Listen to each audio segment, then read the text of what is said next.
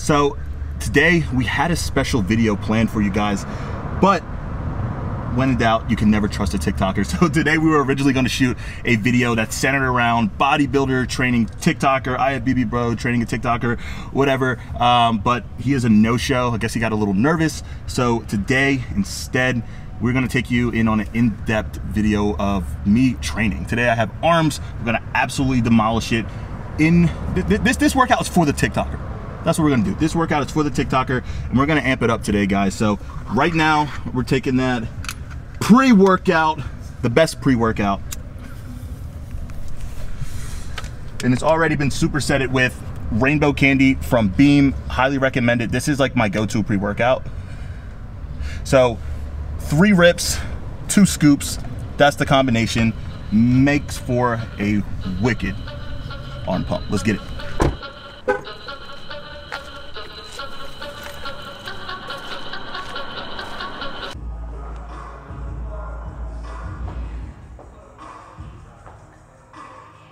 Are you recording?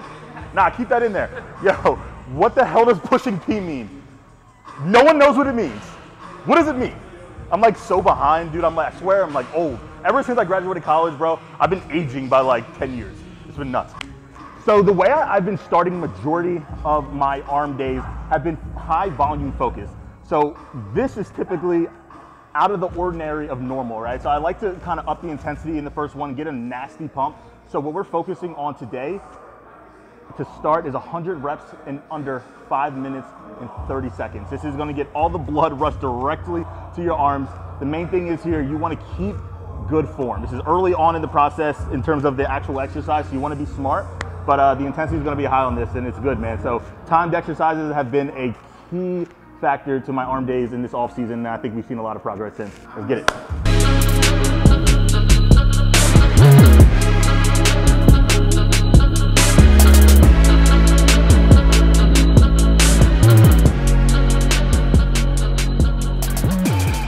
So the only rule is you cannot do more than 25 reps at a time. Usually you can bang out 25 in the first one, but after that, every set is hard. So you gotta be cognizant of the time, cognizant of your break. So it's steady thinking, steady locked in, but this shit hurts. Let's go.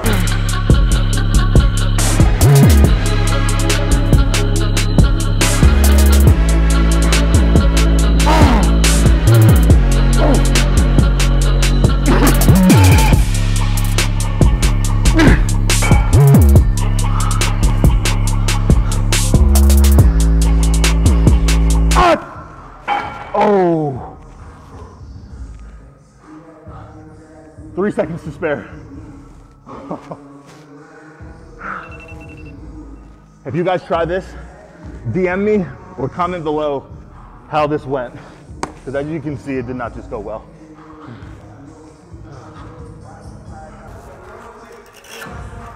So another overlooked exercise that a lot of people probably don't do, at least in bodybuilding, is band focus exercises in the midst of typical hardcore higher volume training. So you'll see what I do. I absolutely love this.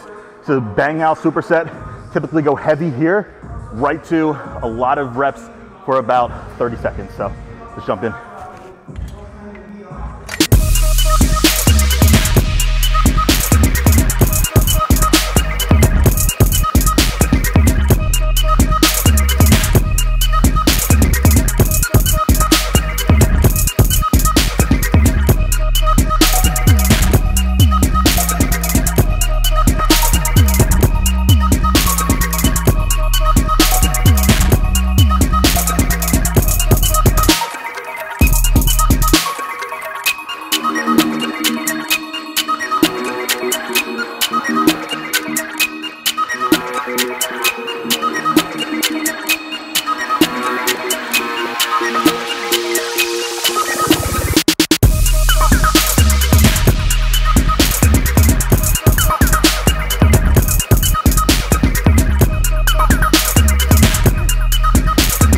You know how fatigued your arms have to be because you're not pushed on a rope? Oh my God, Irv.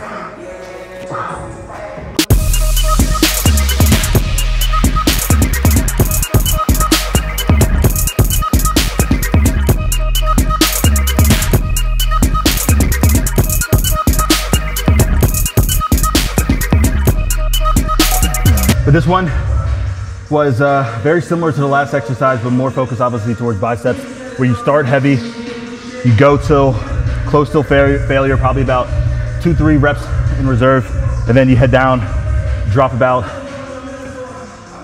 20 pounds or so, and then go till failure from there. It's a gnarly pump, dude. It feels crazy, but I've been loving volume training lately.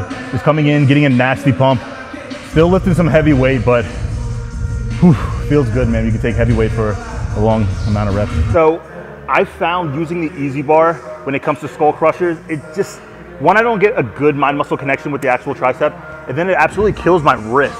So I feel like I'm just kind of minimizing myself until like, my failure is my pain failure, like not actual weight failure. So since I've transitioned over here, I started using the rope variation, and holy shit, guys, it's been an absolute game changer. I'm able to hit actual failure and actually move more weight than I've ever had, so feels good.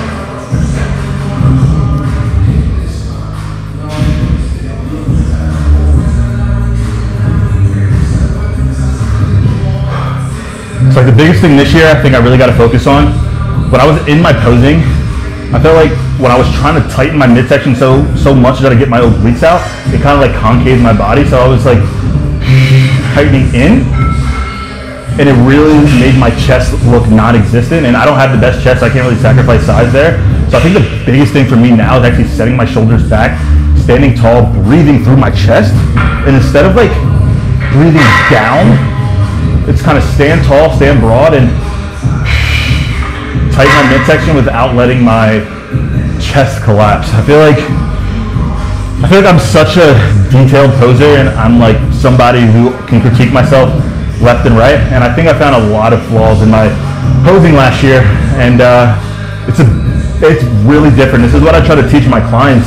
It's so different than practicing in a mirror. So that cannot be the telltale end all to your posing practice. You got to make sure you're getting comfortable, not looking in the mirror, recording yourself, and just practicing, because it's different, man. It's a different experience being on there. You might think you're confident, you know you got your shit. When you're up there, the atmosphere is a little different, so you really got to stay in control and just focus on controlling what you can control. So practicing posing consistently, even in off season, is important, man. It just kind of builds that mental stamina for you, so you don't really lose that feel.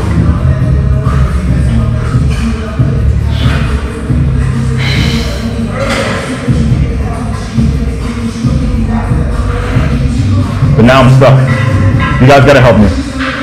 So there's a few different things that I'm looking at, right? So some of my friends tell me they love like that Superman 2 hands-on hip look with a solid like typical base, same base, but instead I'm like kind of locking my hips in and rolling over top. So it really just shows an emphasis in my small waist and broadens my shoulders a little bit. So it's here. Or do I go more traditional? Hit here, or even hand off hip. So I feel like that emphasizes your arms a little bit more. I don't know. I'm a little stuck. We have a lot of things to kind of smooth out, but I've been really dialing in on my posing this year and really focusing on my conditioning. So when I'm practicing in the mirror, or even not in the mirror, I'm just practicing on holding, tightening down my midsection, breathing, controlling exactly what I control. Try to put myself on the stage and kind of recreate that environment in that atmosphere. I even try to sometimes like ask Megan to come watch me, but it's crazy, man. You got to be on top of your shit with posing. Outside of that, guys, I thought this would be a good time to connect. So a lot of times in downtown Tampa, that's where I am now, when you drive home after the hour I train, you get in a lot of traffic. So a lot of times I like to come downtown. This is my first time in this spot, but I like to come downtown and just kind of relax, eat a meal, let the traffic die down, and just kind of take a breath for a second. I feel like I'm always on go, go, go. It's funny, like since I quit my full-time job, I feel like now that I work for myself, I work even like harder, longer, and sometimes it's nice to kind of come down here and just decompress, just kind of listen to the random noises of the town, and again, just get a minute for yourself. But again, like I said, I think this would be a good time to kind of talk to you guys a little bit more in depth about what this prep really means to me. Like this is my second year as a pro now. Like I'm no longer a rookie. There's nothing, holding me back, at least mentally, to really just go out there and make a statement for myself now. And last year, that was the whole purpose. We wanted to go out there and make a statement. I mean, my prep series was literally named the statement year, and I think we did that. I don't get me wrong, a 12th place finish is not necessarily what we had in store for that statement, but we got a lot of good feedback. The judges got a chance to see me. I demanded respect, and again, we made that statement. Now, this year's a little bit of a different approach. I'm not a rookie. They see me.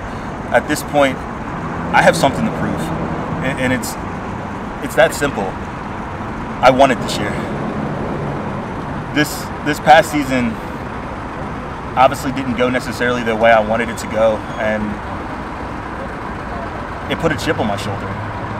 It did, and it's giving me the opportunity to really hone in.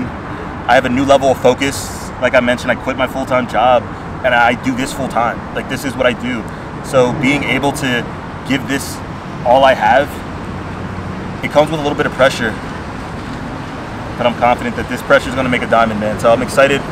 This year we have something to prove. That is the prep series name. We are all gas and no brakes towards this goal.